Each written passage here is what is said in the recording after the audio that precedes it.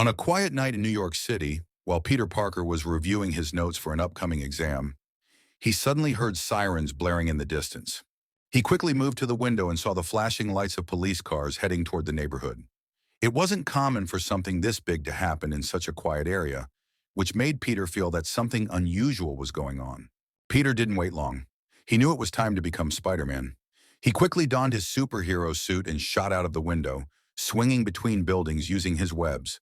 As he moved through the towering skyscrapers, he sensed something different in the air. This wasn't just a regular incident, it was something strange and dangerous. When he arrived at the scene, Peter saw the police had set up a barrier around an abandoned park, and terrifying growls could be heard from within.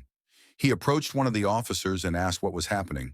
The officer, clearly tense, responded, "There's a huge creature like a wolf attacking anyone who gets near.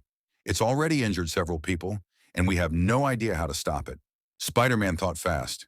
He had never faced creatures like this before. He decided to sneak into the park quietly to investigate. As he moved cautiously through the thick trees, he finally saw the creature. It was enormous, covered in fur, with glowing eyes that pierced the darkness. There was no doubt about it. This was a werewolf. The beast was breathing heavily and seemed agitated, as if it were struggling with itself. Instead of attacking right away, Spider-Man tried to talk to it. He said calmly, "Hey, I don't want to fight. Who are you?" But the werewolf responded with a fierce roar and lunged at Spider-Man with incredible speed. Thanks to his agility and reflexes, Spider-Man dodged the initial attack, but he knew this wouldn't be easy.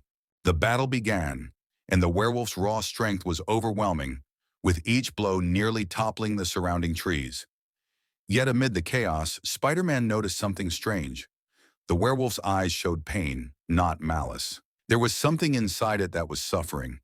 As Peter fought for survival, he began to think about what could have caused this person to transform into a werewolf. During the intense fight, Spider-Man managed to jump onto the werewolf's back and temporarily immobilized it with his webs. He took the opportunity to speak again. "I know you're not a monster. If you can hear me, help me understand what happened to you." For a moment, the werewolf paused, as if trying to respond. In that instant, Peter saw a glimpse of the human being trapped inside the creature. Thinking quickly, Peter knew he had to get to a lab to find some answers. But he needed something to keep the creature under control for longer. Spider-Man took a sample of the werewolf's blood and rushed to Dr. Kurt Connor's lab, where he had solved complex problems before. In the lab, Peter analyzed the sample and discovered that the person who had turned into the werewolf had been infected by a mysterious virus, causing the horrific transformation.